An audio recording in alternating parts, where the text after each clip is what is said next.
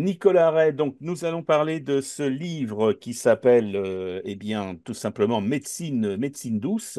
Médecine douce, c'est publié aux éditions du Diable Vauvert, donc c'est votre dernier roman en date.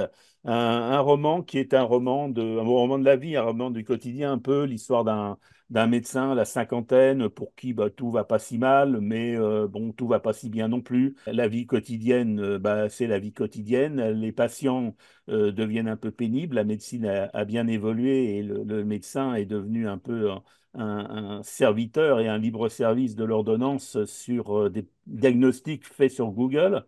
Il va falloir qu'il compose un peu avec tout ça et il a un peu de mal. Oui, en fait, voilà, déjà, il a 50 ans, il a du mal à apprendre cette nouvelle, c'est-à-dire que, bon, bah, sa saison 1 s'est plutôt bien passée entre 0 et 50, voilà, il est content de s'en être sorti, il sait qu'entre la saison 2, entre 50 et la fin, ça va être moins charmant, moins passionnant, que la déchéance arrive au fur et à mesure des années. Et ça le fait flipper. C'est-à-dire qu'il a conscience de ce que Camus appelait les sanglantes mathématiques de notre destinée, qu'on va devenir ce qu'on était avant de naître, à savoir rien, une sorte de sommeil profond. Tout ça n'a aucun sens. Et ça le fait flipper terriblement. Les soirs avant de s'endormir, il a un peu trop peur de mourir et il a personne pour combler ce vide existentiel là.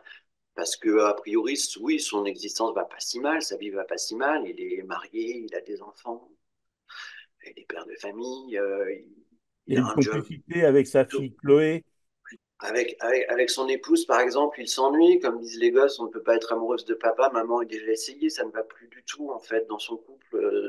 Son couple est également un naufrage. Et il va trouver une sortie de secours, une échappée belle, un matin, quand une patiente va débarquer dans son cabinet, Aurore Rosier, une fille à l'élégance d'une autre époque, une sorte de suite ininterrompue de gestes réussis.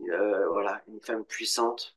C'est marrant, j'ai fait il n'y a pas longtemps, j'ai été invité dans l'heure des livres chez Anne Fulda sur CNews, et c'est un peu Anne Fulda, quoi. Une femme forte comme ça, belle. On impose. Je ne sais pas si elle C'était se elle. reconnaîtra. Non, j'ai oublié de lui dire, mais je lui dis maintenant.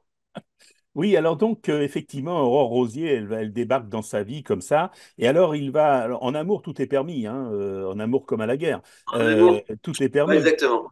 Et là, il Ouais, va vraiment, alors il va faire fort quand même, hein, parce qu'il va bah ouais. lui Il va faire le mal, mais le mal faire sera bien fait. diagnostiquer C'est-à-dire une que maladie grave, relativement ouais, grave. ouais, bah oui, quand même, là, il va trafiquer des analyses de sang, il va lui inventer une syphilis inexistante pour faire exploser son couple et pouvoir la conquérir, quoi. C'est vraiment, il va faire le mal, mais le mal sera bien fait, en fait. Alors, on s'aperçoit qu'effectivement, sa vie se terminait un peu à la fois dans l'habitude et puis quelque part un peu dans une forme de mensonge, de poker menteur. Et là, il va continuer, c'est-à-dire qu'il va démarrer cette nouvelle histoire avec un mensonge. Et avec Ah, effectivement au bout, bien, se disant, voilà, j'y vais au bluff et je gagne. voilà, c'est ça. Jusqu'au moment où il va perdre, mais c'est un peu l'histoire de Jean-Claude Roman, ce mec. Il va tout faire pour aller, je sais jusqu'où on peut aller trop loin avec un mensonge, quoi. En trichant par amour. Parce qu'en fait, la seule raison valable de mentir en ce bas monde, c'est l'amour, et la rédemption, c'est par l'amour. Donc voilà, c'est ce qui va à la fois le tuer et le sauver. C'est le sentiment amoureux qu'il éprouve envers cette femme. Il y a trois grandes étapes, hein. Il y a le coup de foudre, il y a Ouais, l'histoire d'amour qui va finir par se lier, et puis il y a une forme de déchéance aussi, parce qu'il va ouais, sombrer. ouais, c'est chez Proust. En fait, moi, je pense aussi que pour qu'une histoire d'amour soit vraiment aboutie, qu'elle existe euh, en chacune de nos respirations, à l'intérieur de nos veines, il faut qu'il y ait un commencement, un milieu, et y compris aussi une fin, une déchéance, une finitude. Il y a la relation, je parlais de sa fille Chloé, mais il y a sa belle-fille aussi, c'est Justine, voilà, je sais jamais si c'est Justine ou Joséphine, Justine, qui est adolescente. Et en fait, cette adolescente, Ouais, elle lui renvoie un peu au visage, sans le faire exprès, mais de par sa présence, de par sa jeunesse, son âge. Et puis, ouais, ouais, ouais. sa relation aux femmes, peut-être. Elle lui envoie sa vérité, elle lui envoie une vérité terrible, son âge, Et puis sa réalité, à un moment, elle a cette phrase terrible, elle lui dit, en fait, c'est ta tristesse qui te sauve, Martin. Et il n'y a que ça qui te sauve, c'est ta tristesse qui te sauve. Et c'est terrible et c'est en même temps très beau. C'est-à-dire ce qui sauve mon narrateur, c'est sa tristesse, c'est ses maladresses, c'est ses fêlures, c'est ses failles, c'est le fait qu'il soit cabossé de partout.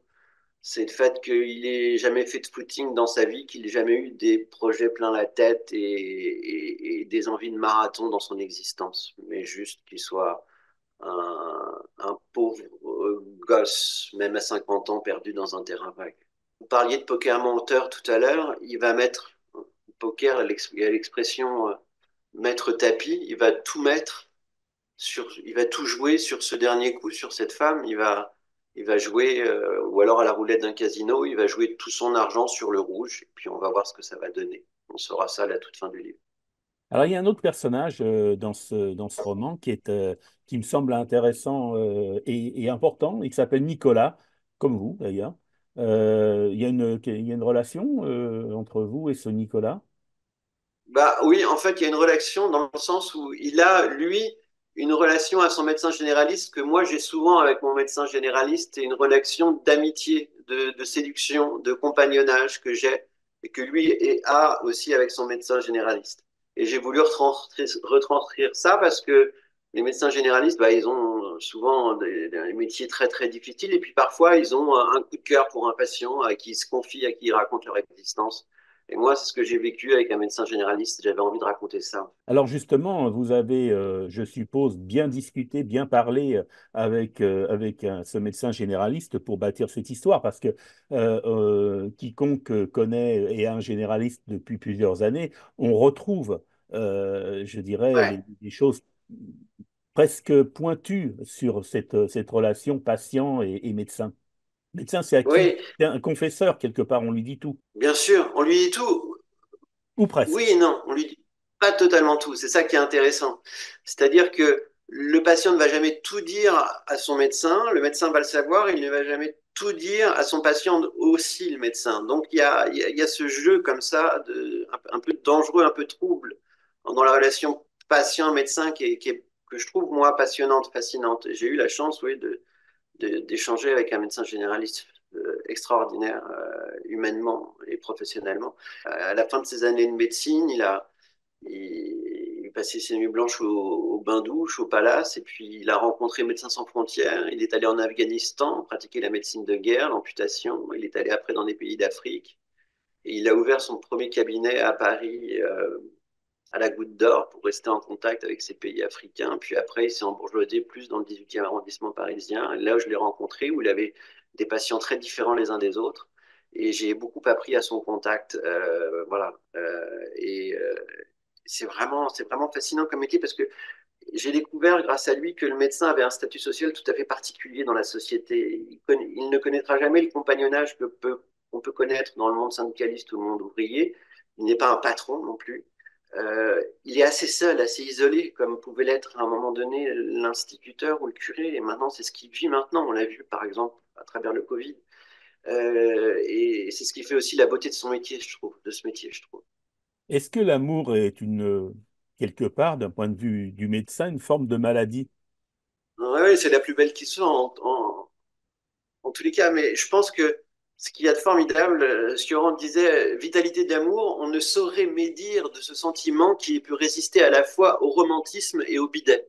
Et je trouve que quand même, c'est assez fort, ce sentiment amoureux qui commence chez le fleuriste et qui se termine à la pharmacie. C'est un sentiment tout à fait particulier pour lequel j'ai une tendresse Y infinie. a-t-il un moment pendant l'écriture du livre où vous vous êtes dit, ah, il faut sauver, je vais dire, le soldat Martin, il faut Ouais, oui, oui, sortir oui, de oui, là. oui. À la fin, quand il y a une rédemption par l'écriture, je me suis dit que c'est comme ça, c'est la seule façon de le sauver, c'est comme ça, par l'écriture. Mais oui, oui, oui, oui, oui, oui, il y a, en fait, c'est vrai qu'il partait de loin, donc comment le sauver, c'était un peu compliqué, mais je pense que ce qu'il sauve, c'est qu'il est amoureux, quoi, et que, oui, c'est ce que vous disiez tout à l'heure, Gérard. Dans ces cas-là, tous les coups sont permis. Voilà, on peut pas en vouloir à quelqu'un d'amoureux. Pas lui en vouloir, totalement. Après, c'est vrai que ce que je lui fais vivre est assez violent et c'est assez tourmenté, mais vous savez, quand on écrit, moi, j'écris, et puis quand ça devient gênant, où là, je me dis, ah, faudrait mieux que j'arrête, c'est là, en fait, où je commence à écrire. Je vire le reste, et là, j'écris, en fait, quand ça devient gênant. On rit beaucoup quand même, on s'amuse, on retrouve Ah, merci. beaucoup de choses familières. C'est une satire, c'est une tragédie, c'est immoral. Vous l'avez un peu Mm. laissé entendre aussi. Et bien évidemment, l'amour est éternel et l'amour, c'est toujours ce qui sera le plus important pour l'homme et pour la femme. Mais ils vont quand même dérouiller ces deux-là, hein, que ce soit Aurore ou que ce soit Ah, euh, ouais, ouais, ouais. Ouais, ouais, ils vont prendre le tarif, mais vous savez, ce que disait Léo Ferré, il disait, l'inconvénient avec la morale, c'est que c'est toujours celle des autres. Donc, il faut se méfier avec la morale. Et moi, surtout en ce moment, je trouve ça très dangereux, la morale. Et on en fait un peu n'importe quoi, n'importe quand. Oui, ils vont dérouiller tous les deux. Oui, ils, ils vont prendre le tarif, effectivement, c'est vrai. Ils vont prendre très cher. Mais bon, voilà, j'avais envie de les voir brûler comme ça d'amour sous un soleil d'Espagne. on va terminer sur cette note-là. Peut-être c'est Chloé, parce que Chloé, elle est formidable. Ah ouais, c'est la fille du narrateur, ouais. Ouais, ouais, elle est formidable. Ça va être. Et il y a la complicité du début et cette complicité qui sera tout le temps. Ouais, ouais, ouais, ouais, ouais. Oui, oui, oui, oui, c'est-à-dire que il est capable des pires saloperies, Martin Faubert, mais avec sa fille, ça reste un papa du dimanche, quoi. Un papa des soirs de Noël, un père naïf et exemplaire. Avec elle, il retrouve son âme d'enfant, en fait. Médecine douce, Nicolas Ray, publié aux éditions du Diable Vauvert. Voilà, une fiction satirique avec de l'amour, de la dérision, de la violence, un regard aussi sur nous et sur notre monde, sur notre univers. Puis je pense qu'on regardera peut-être plus vraiment maintenant son généraliste de la même façon après Ouais, avoir lu le bouquin. merci beaucoup. Très beau chapeau, Gérard. Merci.